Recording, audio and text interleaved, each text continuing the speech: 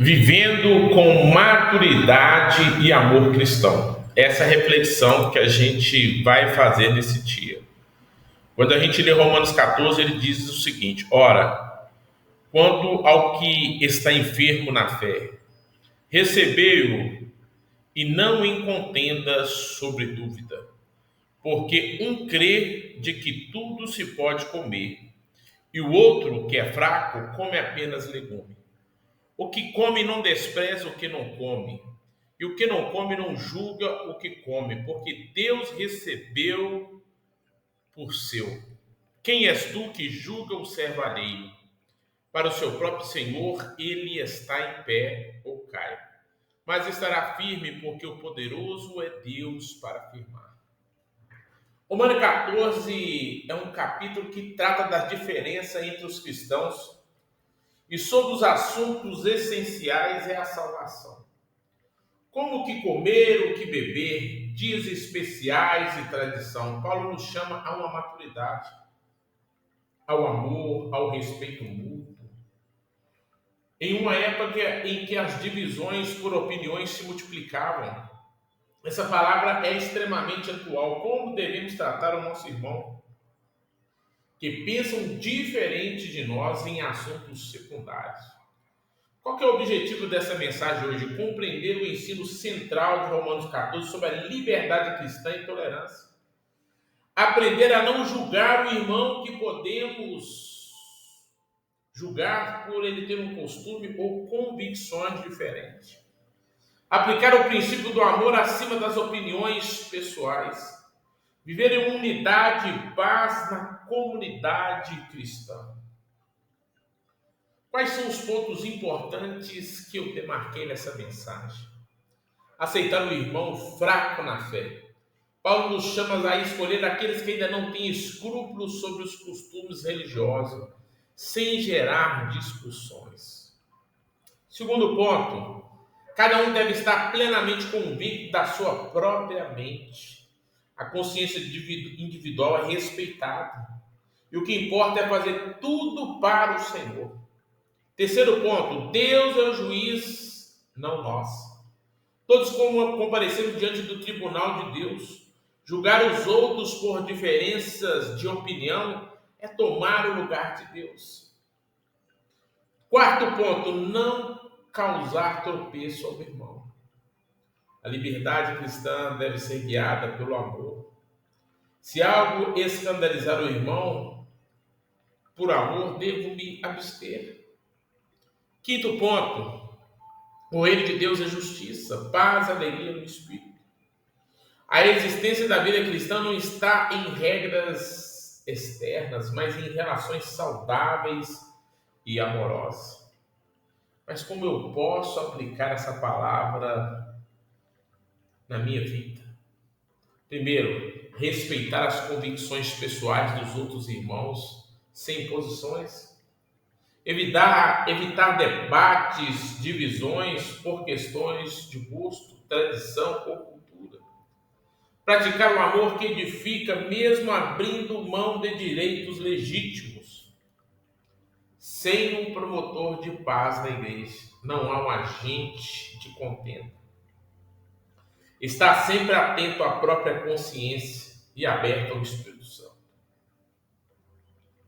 Os pontos fortes desse capítulo de Romanos 14, primeiro, o acolhimento sem julgamento. Acolheis o que é débil na fé, não porém para discutir opiniões. A força nos ensina que a igreja deve ser um lugar de acolhimento, não de julgamento. Qual que é a aplicação disso? Aceitamos o irmão como Cristo nos aceitou, mesmo com diferenças culturais, alimentares, doutrinárias e secundárias. Qual que é o impacto disso? Promover um ambiente de graça, de crescimento mútuo, ao invés de criticar e gerar uma exclusão. 2, a liberdade com consciência. A liberdade com consciência. Nós precisamos que cada um esteja plenamente convicto da sua própria mente. valorizar a consciência individual guiada pelo Espírito Santo. Cada cristão deve tomar decisões pessoais sobre as questões secundárias, como feriados, alimentação. Às vezes aquele feriado não me atende porque é um uso e costume de alguém. Mas, porém, eu devo respeitar e fazer aquilo que agrada ao meu Deus. Evite legalismo. Nós devemos promover uma maturidade e um autoconhecimento espiritual em Cristo Jesus. Deus é o juiz de todos. Todos havemos de comparecer perante a Ele naquele grande tribunal. E o que eu vou dizer para Ele naquele grande dia? Ele vai olhar para mim e vai ver tudo o que eu fiz. Em vez de julgar, devemos concentrar em viver uma vida agradável ao Senhor. Entender que o impacto de tudo aquilo que eu faço contra a palavra de Deus pode me gerar, pode me posicionar como fiscal à fé alheia e redirecionar o foco para a própria jornada de Deus. Eu tenho que olhar qual que é o foco. Amor acima da liberdade. Não destrua, por causa da comida, as obras de Deus.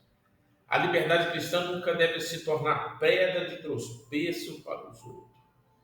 O cristão maduro renuncia por amor, mesmo quando está certo, para não ferir o mais fraco. Que maravilha!